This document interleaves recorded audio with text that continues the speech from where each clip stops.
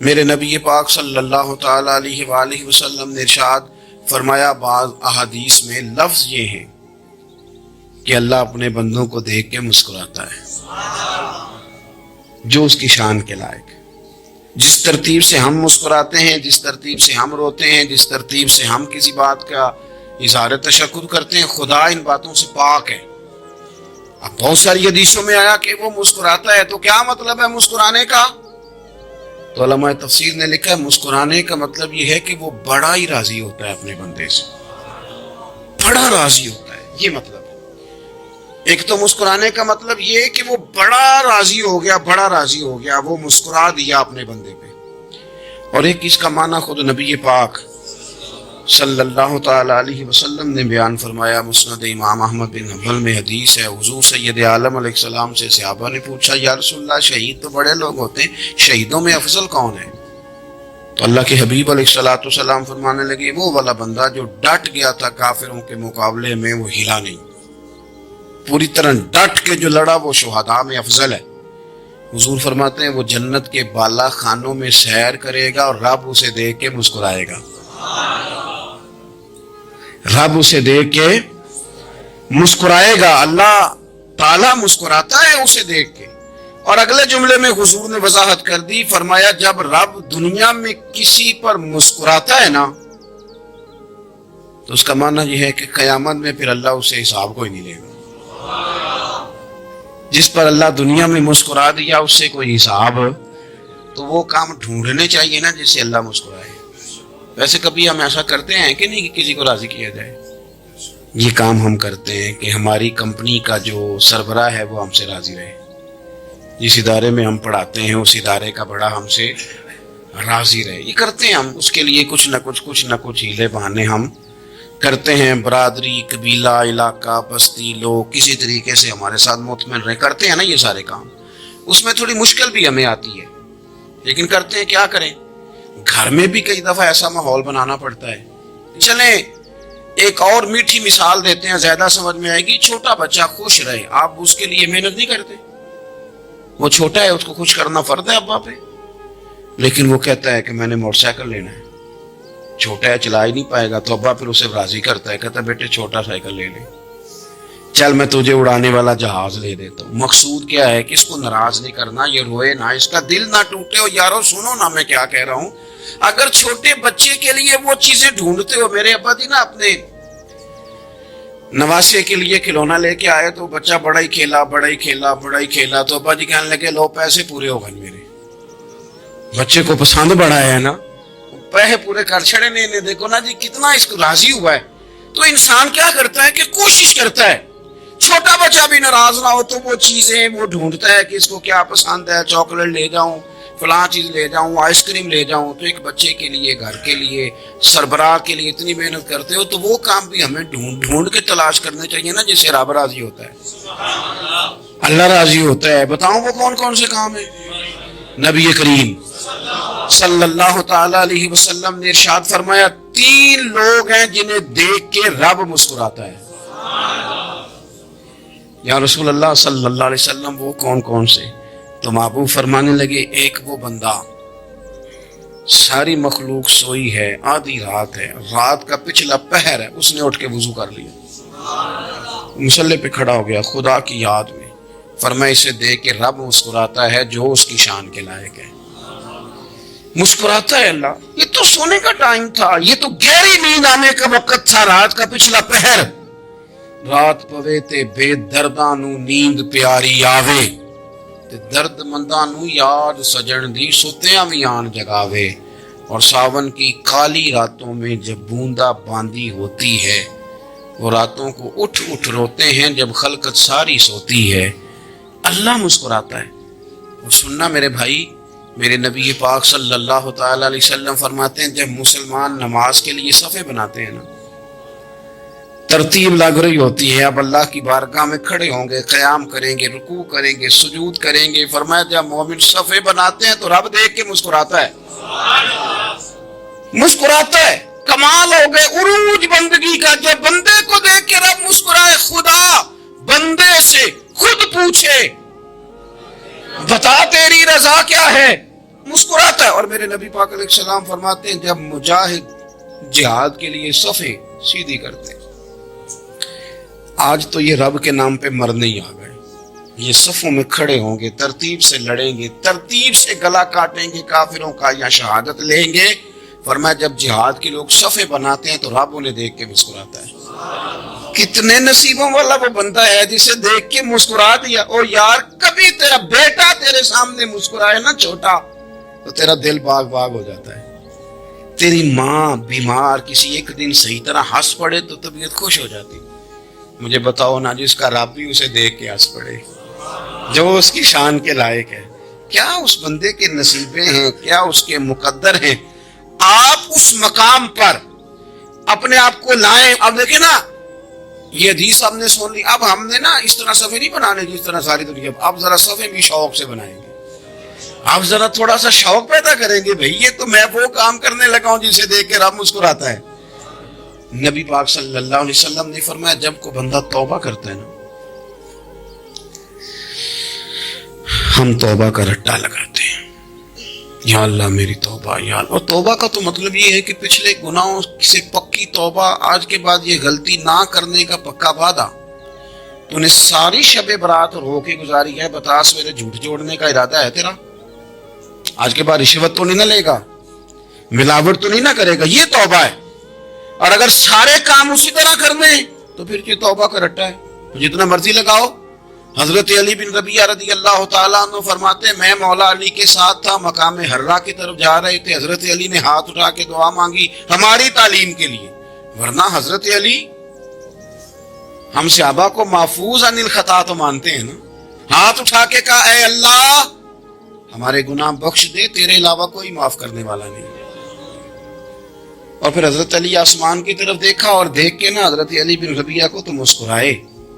حضرت علی بن ربیعہ کہنے لگے حضور مسکرائے کیوں؟ وہ فرمانے لگے ایک دن میں حضور کے ساتھ اسی طرح آیا تھا, اسی طرح حضور نے دعا فرمائی تھی ہماری تعلیم کے لیے, اور پھر حضور مجھے دیکھ کے مسکرائے تھے اور فرمایا جب کوئی بندہ رب کی بارگاہ میں اس طرح استغفار کرتا ہے تو رب مسکراتا ہے اور مسکرا کے فرماتا دیکھ لو میرے بندوں کو پتا ہے کہ میرے علاوہ معاف کرنے والا کوئی نہیں. انہیں پتا ہے, تم اس کی بارگاہ میں رجوع تو لاؤ, آؤ تو صحیح دو آنسو لے کر. اقبال کہتے ہیں کہ موتی سمجھ کے شان کریمی نے چن لیا, قطرے تو گرے میرے ار کے انفال کے. دو میں نے آنسو بہائے تھے تو اس کے کرم نے تو موتی سمجھ کے چن لی. سنو نا حضور اس استغفار کو اللہ کو یار رات کو توبہ کر کے سونا چاہیے ہمیں. کچھ غلطیاں ہم کرنا نہیں چاہتے پر ہم سے ہو جاتی ہیں, کچھ دل ہم توڑنا نہیں چاہتے پر وہ ٹوٹ جاتے ہیں, ہماری مجبوری ہوتی ہے ٹوٹ جاتے ہیں. رات کو اس کی بارگاہ میں ہاتھ باندھ کے کشکول طلب دراز کر کے خوب استغفار پڑھنا چاہیے کہ مالک بندے ہیں نا کیا کریں, نفس کا ساتھ ہے, دنیا کا ساتھ ہے, خواہشات نفسانیہ, مالک معاف کر دے. درد سے توبہ, رسم نہ ہو, کہانی نہ ہو, لفظ نہ ہو, جملے نہ ہو, اور جناب ایسے لوگوں کے بیچ بڑے ہاتھ باندھ کے اور بڑا کوئی ضرورت نہیں. آپ اکیلے اپنی چارپائی پہ بستر کے اندر منہ دے کے بھی درد سے کہیں گے نا معاف کر دے تو وہ تو مہربانی بڑا ہے. میرے نبی پاک صلی اللہ علیہ وسلم مثال دیتے ہیں, فرمایا ایک آدمی صحرا میں جا رہا, صحابہ سے حضور خطاب کر رہے ہیں, فرمایا ایک آدمی صحرا میں جا رہا تھا, اس نے اپنی اونٹنی پہ کھانا پانی پیسے ہر چیز رکھی ہوئی تھی. صحرا تھا بہت بڑا, درمیان صحرا کے گیا تو تھوڑا سا سستانے کے لیے آرام کرنے کے لیے اونٹنی سے نیچے اترا. اب اس نے اونٹنی کی لگام اونٹنی کی نکیل اپنے سرہانے کے نیچے رکھی, ہاتھ کے ساتھ پکڑی اور سو گیا. تھوڑی ہی دیر کے بعد جب اس کی آنکھ کھلی تو دیکھا اونٹنی غائب ہے. صحرا میں وہ پیدل نہ آگے جا سکتا ہے نہ پیچھے جا سکتا ہے, نہ دائیں نہ بائیں, کھانے کو روٹی نہیں, پینے کو پانی کا قطرہ نہیں, تھوڑا ادھر بھاگا ادھر بھاگا, تھک گیا. کریم محبوب فرماتے ہیں وہ پوری طرح نڈھال ہو گیا اور مایوس ہو گیا, معاذ اللہ, مایوس ہو کے دوبارہ اسی جگہ آ کے لیٹ گیا جہاں پہلے لیٹا تھا. انتظار کرنے لگا کہ اب موت ہی آئے گی, آخری وقت ہے, نہ میں پیدل یہ صحرا کراس کر سکتا ہوں, نہ پیچھے جا سکتا ہوں, نہ کھانا ہے نہ پانی ہے, سوائے موت کے کوئی سہارا نہیں. حضور فرماتے ہیں وہ رستے میں دوبارہ لیٹ گیا. اچانک اس نے رخ بدلا تو اونٹنی سامنے کھڑی تھی. حضور نے صحابہ سے پوچھا بتاؤ نا اسے بھلا کتنی کو خوشی ہوگی؟ یا رسول اللہ جسے نئی زندگی مل گئی ہے. آپ دیکھیں نا سارے ڈاکٹروں نے کہہ دیا کہ اس کے تو گردے معدہ جگر ہر چیز ختم ہے, گھر لے جاؤ خدمت کرو, ہر طرف پریشانی ہے. وہ بندہ بھی سمجھ گیا ہے کہ آخری وقت آ گیا, کل جاؤں پرسوں جاؤں, تیاری ہو گئی, سب لوگ آ گئے, باہر والے بھی آ گئے, یہ ماحول ایک عجیب رنگ اختیار کر گیا. اچانک ایک ڈاکٹر نے آ کے کہا نہیں غلطی لگ گئی تھی. مجھے بتائیے انداز کیا ہوتا ہے؟ بغیر دوائی کے بندہ اٹھ کے کھڑا نہیں ہو جاتا. میں تو بچ گیا ہوں. نبی پاک صلی اللہ علیہ وسلم فرمانے لگے اس کی اونٹنی مل گئی, بتاؤ بھلا اسے کتنی خوشی ہوگی؟ یا رسول اللہ وہ تو دوبارہ دنیا میں آ گیا. حضور فرمانے لگے اسے کچھ بھی خوشی نہیں ہوئی. جب کوئی رب کا گناہگار بندہ آ کے توبہ کرتا ہے, رب کو اس سے کئی گنا زیادہ خوشی ہوتی ہے. میرا بندہ آ گیا, میرا بندہ آ گیا, میرے گھر آ گیا. اس نے آنسو بہائے ہیں. اس نے کہا اللہ میں تیرا ہی ہوں, تیرا ہی رزق کھاتا ہوں, تیری ہی زمین پہ رہتا ہوں, تیرے نام سے میری سانسیں چلتی ہیں. وہ آ گیا. فرمایا اس اونٹنی والے سے زیادہ رب کو خوشی ہوتی ہے جب گناہگار آ کے توبہ کرتا ہے. گناہگاروں کے آنسو اس کی بارگاہ میں بڑے مقبول ہیں, لیکن ہم رسم ادا کرتے ہیں, توبہ نہیں کرتے. ہم اپنے آپ کے ساتھ دھوکہ کرتے ہیں, جھوٹ بولتے ہیں. ہم بندہ کوئی ناراض ہو جائے تو ہمیں کوئی نیند آتی, اس کے گھر چلے جاتے ہیں. ہم اپنے سارے رشتوں کو, تعلقات کو مینٹین کر کے رکھنے کے عادی ہیں. ہمیں پتا ہے کہ وہاں میں نہیں جا سکا تو بیٹا بھیجتا ہوں, فلاں شادی پہ میں نہیں جا سکا تو بھتیجا بھیجتا ہوں, بھائی بھیجتا ہوں. ہر تعلق کا ہم نے خیال رکھا کوئی روٹھ نہ جائے. لیکن کمال ہے نا, یہ نہیں سوچا کہ اگر رب روٹھ گیا تو جب وہ روٹھ جائے نا تو سارے رشتے بھی بندے کے پاس موجود ہوں تو کوئی کارآمد نہیں ہوتا. پھر کروڑوں روپیہ جیب میں ہوں تو ڈاکٹروں کی دوائیاں اثر نہیں کرتی. وہ روٹھ جائے تو پھر انسان اس طرح سے پھسلتا ہے کہ بڑے بڑے اس کے پاس دروازے ہوتے ہیں پر کسی جگہ اس کا ہاتھ نہیں لگتا. خدا را خیال کریں, دنیا روٹتی ہے تو روٹھ جائے, رب رسول ناراض نہ ہونے پائیں, اس کا خیال کریں. حضور فرماتے ہیں وہ مسکراتا ہے, اسے خوشی ہوتی ہے جب کوئی اس کا بندہ اس کی طرف رجوع کرتا ہے. میرے عزیزو, رسول پاک صلی اللہ تعالی علیہ وسلم نے ان لوگوں کے تذکرے کیے جنہیں دیکھ کے رب مسکراتا ہے. ہم نا گناہگاروں پر بھی فتویٰ دینے میں جلدی کرتے ہیں اور نیکی پر بشارت دینے میں بھی جلدی کرتے ہیں, حالانکہ یہ ہماری ذمہ داری نہیں. پتہ نہیں اللہ تعالیٰ کس کو کب توفیق توبہ دے کے اپنے قریب کر لیں, لیکن بڑی جلدی ہے, بڑی جلدی فتویٰ دینے میں. اور یہ فتویٰ صرف مفتیوں کا نہیں رہ گیا, یہ میری طرح کے, آپ کی طرح کے ڈھیروں لوگ ہیں جنہوں نے جیبوں میں فتوے ڈالے ہوئے. بھئی آپ نے کیوں ذمہ داری لے لی ہے جنت میں داخل کرنے کی اور نکالنے کی؟ یہ تو میرے رب کریم کا کرم ہے, وہ جس کو چاہے جب چاہے جتنا چاہے عطا کرے. لیکن کچھ لوگ نا بڑے پکے ہو گئے ہیں کہ شاید جو میں سوچ رہا ہوں وہی درست ہے. کبھی کبھی کچھ چیزیں عجیب بھی ہوتی ہیں, لہذا خدا کی رحمت پر بھروسہ کر کے بات کرنی چاہیے, اپنی مرضی کے فتوے نہیں داغنے چاہیے. وہ دیکھو جی فلانا بندہ یوں کر رہا ہے, آپ کو پتہ ہی نہیں پوری بات کا, آپ کو علم ہی نہیں پوری بات کا.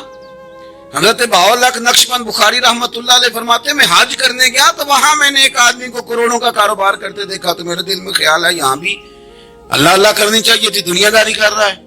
لیکن فرماتے ہیں حج سے فارغ ہوئے تو میں نے دیکھا وہی بندہ سارا کچھ رب کی بارگاہ میں خیرات کر رہا ہے اور سینکڑوں غریب حاجی ہیں جن کو پورے خرچے دے رہا ہے. تو میں نے وہی اپنی سوچ سے توبہ کی کہ میں کہاں تھا. بڑی جلدی کھڑے نہ ہو جائیں. حضرت حسن بصری رحمت اللہ تعالیٰ علیہ ارشاد فرماتے ہیں کہ میں دریا کے کنارے گیا تو وہاں میں نے ایک شخص کو دیکھا, وہ اپنی ایک خاتون کی گود میں سر رکھ کے بیٹھا اور قریب ایک بوتل بھی پڑی ہے. میرے دل میں معاذ اللہ خیال آیا کہ دیکھو کس انداز میں ایک عورت کے ساتھ یہ ہے اور پاس بوتل بھی پڑی ہے, جانے شراب ہے. کہتے میں سوچ ہی رہا تھا کہ اچانک ایک کشتی آ رہی تھی دریا میں, وہ ہچکو لے کھائے, کشتی میں 4-5 لوگ تھے, وہ دریا میں ڈوبنے لگے. وہ آدمی تیزی سے اٹھا, دریا میں چھلانگ لگائی, پہلے ایک کو نکالا, پھر دوسرا نکالا, پھر تیسرا نکالا, ایک بندہ رہ گیا. کہنے لگا حضور مجھے تو آپ نے گناہگار سمجھا ہے, میں تو بڑے غلط انداز میں یہاں بیٹھا ہوں، آپ نے جو سوچا چلیں گے چوتھا بندہ آپ نکالنا ہے، کرے نا یہ کام، کرے نا یہ کام، بڑے بھولے بھالے بڑے اللہ والے ریاض آپ کو بس ہم ہی جانتے ہیں، اتنی جلدی فتویٰ۔ حضرت حسن بصری فرماتے ہیں میں پشیمان ہوا، میں نے کہا مجھے تیرنا نہیں آتا، تو دیر نہ کر چوتھا ڈوب نہ جائے، پھر اس نے چھلانگ لگائی، چوتھا بھی نکال لایا اور کہنے لگا حضرت آپ نے جلدی کی سوچنے میں، یہ بی بی میری ماں ہے اور یہ سرکے کی بوتل ہے۔ ہم ماں بیٹے کا یہ مشغلہ ہے کہ یہ وہ جگہ ہے جہاں آ کے لوگ مسافر اترتے ہیں، اور یہاں سے کسی کا گھر 100 میل ہے، کسی کا 200 میل ہے، ہم صبح سرکہ کھجوریں روٹیاں لے کے یہاں آتے ہیں، مسافروں کی نوکری کرتے ہیں، کوئی پریشان ہو تو مدد کرتے ہیں۔ حضرت خواجہ حسن بصری فرماتے ہیں میں نے معافی مانگی، ان سے بھی مانگی، رب سے بھی مانگی، انہوں نے مانگ لی نا بزرگ تھے، پر ہم کو نہیں تیار مانگنے کو، ہم ہر وقت بدگمانیاں، وہ فلانا فلانے جرم کرتا تھا میں اسے اب کیسے نیک مان لوں، بھائی اب وہ نمازی ہے، خدا کے گھر آتا جاتا ہے، اب اللہ کی بارگاہ میں حاضر ہوتا ہے، جب رب نے معاف کر دیا تو بھی سوچ بدل جا۔ سنیں حضور کیا فرماتے ہیں، نبی پاک صاحب الاخلاق صلی اللہ تعالی علیہ وسلم فرماتے ہیں، مسند امام احمد بن حنبل دیکھیے، فرمایا رب اس وقت بڑا ہی مسکرائے گا جب قاتل بھی جنت میں جائے گا، مقتول بھی جنت میں جائے گا۔ یا رسول اللہ مقتول تو گیا، یہ قاتل کیسے چلا گیا؟ حضور فرماتے ہیں جائے گا، اور جائے گا اور رب مسکرائے گا، جو اس کی شان کے لائق ہے۔ یا رسول اللہ کس طرح؟ تو نبی پاک صلی اللہ علیہ وسلم فرمانے لگے اس نے ایک مومن کو قتل کیا تھا، وہ شہید ہو کے جنت میں چلا گیا، اب اللہ نے بعد میں اسے توبہ کی توفیق دے دی، پہلے اس نے کلمہ پڑھا، پھر یہ میدان میں اترا، کافروں سے لڑا، یہ شہید ہوا، رب نے اسے بھی جنت دے دی۔ قاتل بھی جنت میں، مقتول بھی جنت میں، اور بات اتنی انوکھی ہے کہ رب دیکھ کے مسکرا رہا ہے، جو اس کی شان کے لائق ہے۔ ہم جلدی میں ہیں، ہم انتظار نہیں کر رہے کہ شاید توبہ کر جائے، ہم انتظار نہیں کر رہے، لیکن میرے عزیز اتنی جلدی نہ کریں، سوچوں کا صاف ہونا، ذہنوں کا پاک ہونا، اور لوگوں کے بارے میں گمان کا اچھا ہونا۔ آپ کسی نفسیات کے ڈاکٹر کے پاس چلے جائیں، اسے کہیں ٹینشن بڑی ہے، میں ان کے مضامین پڑھتا رہتا ہوں، وہ سب سے پہلا سبق آپ کو یہ پڑھائیں گے کہ اچھا سوچا کریں۔ اچھا سوچنے سے بندہ تندرست رہتا ہے۔ کس سے بندہ تندرست رہتا ہے؟ ہیں جی واقعی، یعنی اس والے پڑوسی کے بارے میں بھی اچھا سوچنا ہے، گھر میں اس والے کے بارے میں بھی، چھوٹے بھائی کے بارے میں بھی اچھا سوچنا ہے، اور بڑے کے بارے میں بھی اچھا ہی سوچنا ہے، یعنی اپنی برادری قبیلے کے بارے میں بھی اچھا سوچیں، جو قبیلے کا نہیں اس کے بارے میں بھی چلیں تھوڑا سا اچھا سوچ لیں، اپنے بارے میں تو اچھا سوچا ہے بڑا۔ میں کہتا ہوں کہ ہم اپنی غلطیوں سمیت اپنے آپ سے بڑا پیار کرتے ہیں، اور دوسرے کی ایک غلطی نظر آ جائے تو ہمیں گھن آنے لگ جاتی ہے۔